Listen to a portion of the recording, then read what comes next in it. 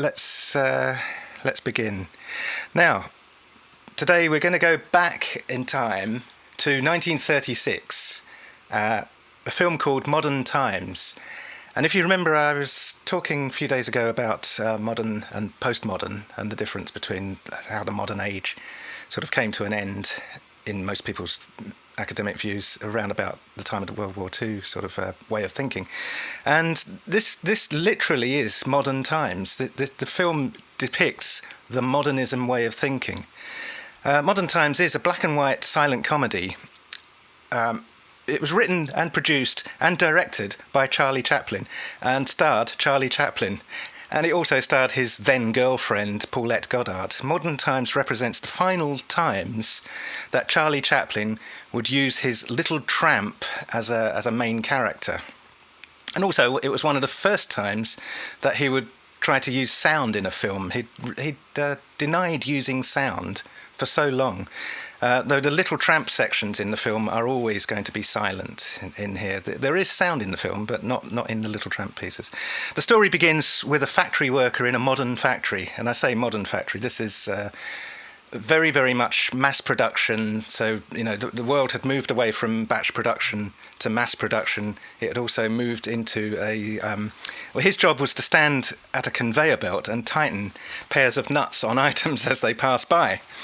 And this is a fairly direct aim at the downside of the height of the industrial age, that of de-skilling as a result of extreme division of labour, which is something that Harry Braverman would write about some decades later in his book Labour and Monopoly Capital.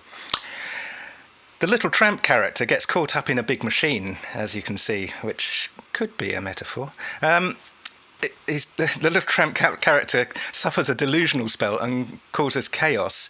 Later, the factory owner announces a new feeding machine, which is the one with the corn, and that's to improve worker productivity by enabling them to be fed without having to move from the production line.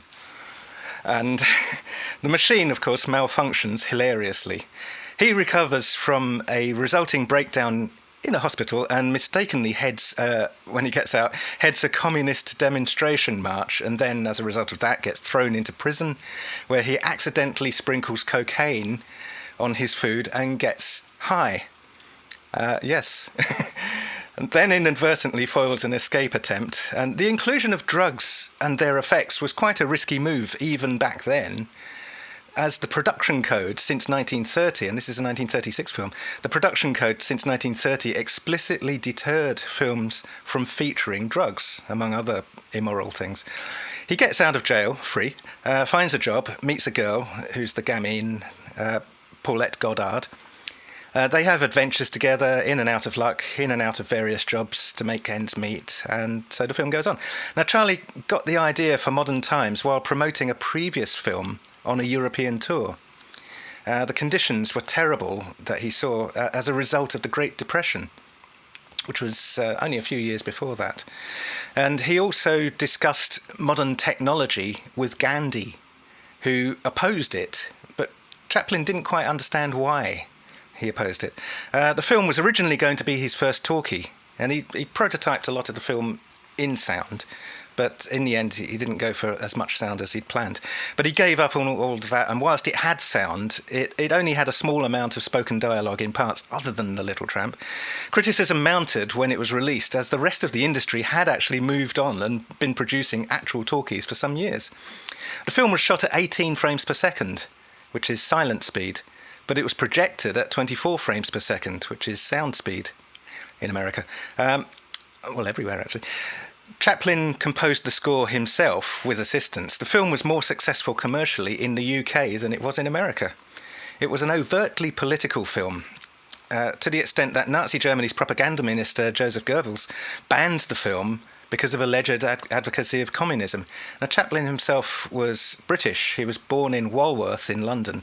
He had success in America and developed much of the... Morning.